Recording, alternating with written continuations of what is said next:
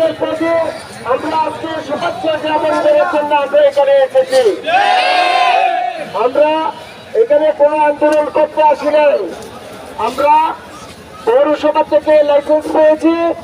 আমরা এই জন্য খুশি হয়ে পৌর প্রশাসক এবং জেলা প্রশাসককে মহোদয় যারা আছে, সংশ্লিষ্ট জড়িত যারা আছে, তাদেরকে আমরা কৃতজ্ঞতা ও অভিনন্দন জানানোর জন্য আমরা এসেছি। আমরা প্রকৃত কক্সবাজারের ডাটাবেস দেয়ারের চালক মালিক। আমরা হচ্ছে প্রকৃত কক্সবাজারের সন্তান।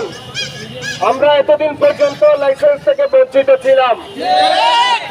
ওনাদের সার্বিক সহযোগিতায়, ওনাদের কারণে পৌর প্রশাসন সহ সংশ্লিষ্ট যারা আছে তাদের সবার সৎ উদ্দেশ্যের কারণে আজকে এই প্রতিষ্ঠা হওয়ার কারণে আমরা প্রকৃত ডাটাবেসধারী যারা আছি আমরা আজকে লাইসেন্সের মালিক হয়েছি পৌরসভার পক্ষ থেকে।